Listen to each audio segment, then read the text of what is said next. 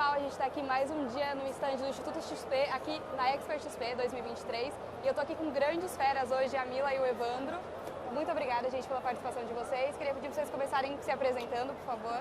Oi, obrigada pelo convite. Bom, eu sou Mila Gaudêncio, sou economista, educadora financeira. Hoje eu falo com empreendedores, né, da organização financeira e do CPF até o lucro do CNPJ. A gente tem uma trajetória de 15 anos no corporativo e faz 3 anos aí que eu tenho a minha empresa de educação financeira e gestão empresarial. Oi pessoal, eu sou o Evandro Melo, sou fundador e presidente da Multiplicando Sonhos, que é uma instituição que leva educação financeira para jovens de escolas públicas do ensino médio e alunos do EJA, né, que são alunos que vão aí dos seus 20 até os seus 60 anos, com o objetivo deles tomarem decisões mais conscientes em relação ao uso do dinheiro, mas também levando a educação financeira para os empreendedores, ou seja, como a educação financeira vai interferir nos nossos negócios também. Muito bom. E eu sou a Vitória, sou jornalista do Tino, que é apoiado pela XP. E eu queria começar, gente, sabendo assim, o tema do nosso painel hoje é como usar a educação financeira para tocar o negócio. Então eu queria entender de vocês como a educação financeira virou o negócio de vocês. Mila, por favor, as mulheres primeiro. Bom, eu sou economista, né, de formação e tal. E aí eu trabalhei no corporativo por 15 anos, como eu falei. E aí no finalzinho de 18 eu comecei a meio que questionar, assim, sabe? O que eu tava fazendo, o que eu tava fazendo na minha vida, sabe aquelas crises? Ai, eu venho de movimento social, então eu fui bolsista da Educafro para cursar economia. E aí eu era super ativista, sabe, enquanto mais nova, e aí eu costumo dizer assim, nossa, eu era uma grande menina e me tornei uma pequena mulher nessas questões. E aí eu comecei a me questionar e o que eu queria fazer, como eu poderia gerar impacto. E eu, com a economia de formação, e eu já investia meu dinheiro, cuidava meu dinheiro, eu falei, acho que esse pode ser um ponto. Foi assim que eu comecei a pensar, e aí até que em 2020 eu faço a minha transição de carreira. E aí eu começo falando de educação financeira, inicialmente para pessoa física e tal, e depois eu vou entendendo ali que eu podia integrar a minha expertise de CLT, então eu trabalhava com gestão estratégica, inteligência de mercado, e era uma demanda do mercado, né, os empreendedores saberem, eu sou especialista em precificação, então como é que precifica e tal, eu falei, nossa, eu posso unir essas duas coisas, né, então começar organizando o CPF ali do empreendedor e passando passo a passo até chegar aí, como eu falo, até o lucro do CNPJ. Muito legal. E você, Evandro? Eu costumo dizer que antes da gente liderar ou fazer qualquer coisa para fora, a gente tem que fazer para nós mesmos, né? Então, a educação financeira nos negócios, ela começou dentro de casa, porque meu pai foi empreendedor, então o sangue empreendedor está um pouco aqui já. E antes de eu ter a Multiplicando Sonhos, eu tive outras 2 empresas, que uma delas existe até hoje. Então, eu já tinha tido a experiência, me permite uma expressão na palavra, já tinha dado algumas porradas, já tinha visto o que tinha dado certo, o que tinha dado errado. E eu falei, agora eu vou utilizar isso na Multiplicando Sonhos, né, que é uma iniciativa que leva a educação financeira, porque grande parte dos jovens que a gente atende levando a educação financeira, eles também empreendem, mas eles estão empreendendo ali por necessidade. E aí, por meio dessa necessidade, eles enxergam uma oportunidade de ganhar mais dinheiro, enfim, de fazer essa empresa se tornar sua renda.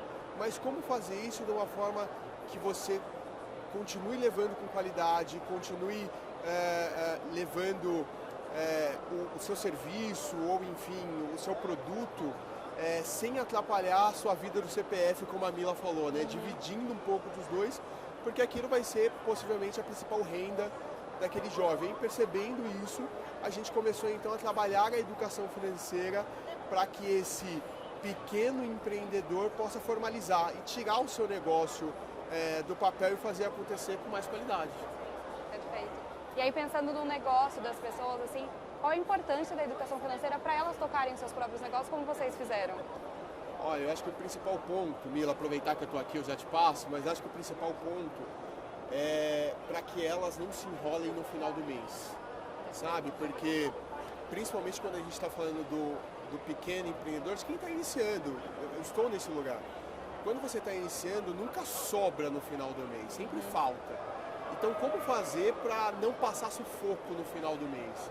Então a importância da educação financeira é você também entender o seu comportamento, como você está se relacionando, qual é a compreensão que você está tendo com o dinheiro do seu negócio, com o seu dinheiro, que no final do dia vai ser um pouco da mesma coisa, porque é a mesma pessoa, mas tem que saber dividir o que é do meu CPF, ou seja, que eu vou ter que pagar ali a minha conta de água, a minha internet, mas que possivelmente a minha internet vai interferir no meu negócio, mas como dividir isso? Então a educação financeira, ela vem para trazer para essa pessoa consciência, mas além de trazer a consciência, trazer a dignidade do que é do seu negócio e do que é seu. Então eu acho que é fazer essa divisão, mas respeitando principalmente essa questão do comportamento, mas acho que a Mila também vai falar mais. Então, eu acredito que quando você tem educação financeira no seu CPF, né, enquanto pessoa física, você consegue saber, inclusive, qual é uma das bases que você vai colocar dentro do seu custo fixo na empresa. Porque o empreendedor, ele tem um salário que é o Prolabore, só que se você não conhece o seu estilo de vida, o seu custo de vida da pessoa física, como é que você vai determinar um Prolabore para sua empresa? Como é que você vai analisar se você pode ter um Prolabore mais baixo para você não prejudicar o crescimento da sua empresa? Então, quando você conhece o quanto que você gasta e você se conhece também da forma comportamental, o que te gatilha a gastar, você vai criando ferramentas para saber, olha, não, eu preciso disso daqui. Então, a minha composição de custos fixos, ela inclui um Prolabore desse valor. E é esse valor que eu vou considerar na minha precificação, para calcular minha margem de lucro, minha margem de contribuição. Então, se você não sabe o quanto que você precisa de dinheiro para você gerir a sua vida enquanto pessoa física, você está sempre usando a sua empresa como um caixa eletrônico, sabe? Um caixa 24 horas e tal. Então, eu acredito que é muito importante por esses motivos. Perfeito. Gente, eu poderia ficar aqui fazendo milhares de perguntas, mas as pessoas que estão aqui na feira também deixaram perguntas pra gente, então eu queria fazer aqui um sorteio. Não deixaram o nome, mas a pessoa pergunta: qual as maiores armadilhas e crenças limitantes para falar de dinheiro? Eu acho que a principal começa dentro da própria casa. Às vezes a gente tem algumas crenças limitantes, como por exemplo, a religião é uma crença que muitas vezes nos limita a falar sobre determinado ponto de ganhar mais dinheiro ou ganhar menos dinheiro. Às vezes as pessoas que nós estamos se relacionando, ou seja, muitas vezes, eu acho que o principal ponto é o comportamento que a família tem em relação ao dinheiro. Porque a maneira como os nossos pais, como os nossos avós se relacionavam com o dinheiro, interfere na maneira como a gente se relaciona com o dinheiro hoje. Então é importante a gente se permitir pensar diferente. Como a gente faz isso? Lendo, conversando com outros especialistas, tendo essa conversa que a gente está tendo aqui, porque muitos dos pontos que a Mila vai trazer, talvez eu não saiba, e muitos dos pontos que eu talvez fale, ela também não sabe, a gente vai aprender juntos e discutir juntos como a gente faz para, ou seja, diminuir essas crenças ou eliminá-las, para que a gente possa falar de dinheiro. Eu acho que falar de dinheiro tem que ser uma conversa, assim como a gente fala de política, de futebol na roda dos amigos, a gente tem que passar a conversar mais, né, Mila, sobre isso. Bom, já que a gente está falando de educação financeira nos negócios, eu vou pegar uma crença que é a crença de merecimento. Porque o empreendedor que ele tem essa crença de merecimento, né, não sente que ele merece e tal, ele tem muita dificuldade de precificar os seus produtos e seus serviços no valor justo, no valor que sabe? Então ela tem dúvida, ela tem medo, acha que as pessoas não vão pagar. Então, essa crença... Impostor, né? Exato. Então eu trago essa crença de merecimento porque eu vejo que ela impacta muito na precificação. Então eu falo que a gente tem que trabalhar para a gente ter lucro financeiro, mas para a gente ter lucro emocional também. Então eu diria que é a crença de merecimento. E aí já, né, emendando como lidar com isso, né? Como é que a gente faz? Primeiro, eu achei importante a gente fazer um mapa, sabe? Eu faço isso comigo, eu faço um mapa da minha vida profissional, entendo quais são as bagagens que eu tenho, toda a minha trajetória profissional. E quando você escrever à mão, eu faço à mão, com um mapa mental, para tangibilizar e você falar, não, peraí, eu posso... todas as vezes que eu quero subir o preço dos meus serviços, é assim que eu faço, sabe? Eu olho, eu falo, não, eu posso subir, sabe? Eu olho para minha bagagem e tal. E aí existe falando desse aspecto comportamental, tem uma área do nosso cérebro, né, que ela chama SAR, o nosso sistema ativador reticular, que é essa área que ajuda a gente a filtrar as informações quando a gente fala para o nosso cérebro que é importante. Então, por exemplo, pessoas que dirigem e aí gostam de um carro, vê um carro na televisão e de repente fala, nossa, olha esse carro legal, e de repente passa aquele carro na rua e aí a pessoa, de repente aquele carro aparece várias vezes na rua. Aí você fala, mas gente, tipo, eu vi esse carro ontem na televisão, todo mundo já tem esse carro? Na verdade não. Você emitiu uma mensagem para o seu cérebro dizendo, isso é importante para mim, me mostra. Então quando você tangibiliza o quanto você merece enquanto profissional, você está meio que mandando um alerta para o seu sistema ativador reticular para te falar, eu vou te lembrar disso para você conseguir trabalhar esse merecimento e precificar aí da forma justa. Perfeito, muito legal. Vamos lá, agora será que a Camila vai dar sorte agora? Né? Agora eu vou pegar uma pergunta. Qual seria o impacto na economia e no Brasil se aprendêssemos sobre dinheiro e investimentos? Uau, essa foi perfeita. Muito boa! Eu acredito que a gente teria um país menos desigual, né, se a gente tivesse educação financeira desde sempre. Porque quando eu falo, assim, o banco ele já usa o dinheiro de todas as pessoas, né, que tem conta em banco, as pessoas que são bancarizadas, independente dessa pessoa investir ou não. O que acontece é que quando essa pessoa ela não investe esse dinheiro, o banco ele aumenta a margem de lucro dele, né? Então, eu acredito que, além de desigualdade, eu acredito que as pessoas teriam maior liberdade de escolha. E elas teriam uma sinergia entre, eu falo que a gente tem 3 versões da gente. A gente tem, eu tenho um filme, Eu Mesmo Irene, do Jim Carrey. Não tem a ver com o filme, mas eu uso essa nomenclatura, né? Então eu falo que o eu é o nosso eu do passado, o nosso eu mesmo é o nosso presente e a nossa Irene é o nosso futuro, que é a parte que a gente não conhece ainda. E aí, eu vejo hoje muitas pessoas, sabe, tipo, se cobrando porque podiam ter feito diferente no passado e tal. Então, eu visualizo que no impacto na economia a gente teria menos desigualdade, né, financeiramente falando, mais liberdade de escolha e as pessoas, falando dessa questão de lucro emocional, elas estariam melhores consigo, né, porque elas não teriam esse arrependimento porque, eu não fiz, mas não fez porque não sabia, não tinha educação financeira. Olha, já a Camila falou de livro, eu vou aproveitar para dar uma dica aqui para vocês. Leiam o livro Pai Rico e Pai Pobre, é um clássico da educação financeira. Eu acho muito importante para a gente entender um pouco das duas visões, e eu não vou dar spoiler, vou deixar aqui para vocês lerem. Mas respondendo essa pergunta, eu costumo dizer que quando a gente leva a educação financeira, você não está levando só a educação financeira. Você está levando dignidade para que a pessoa entenda e tenha consciência sobre os próprios recursos. Como ela vai utilizar os recursos de forma mais consciente, como ela possivelmente vai fazer melhores escolhas. Se aquele recurso faz sentido para determinado produto ou para determinado serviço. Porque muitos se perguntam, existe investimento certo e investimento errado? Não, não existe investimento certo e investimento errado. Existe investimento que mais se adequa ao seu perfil e ao seu momento de vida. Então talvez o investimento que eu faça não vai se adequar ao investimento ao momento que a Mila está. E quando a gente fala, se nós trabalhássemos a educação financeira desde a base, o que isso mudaria?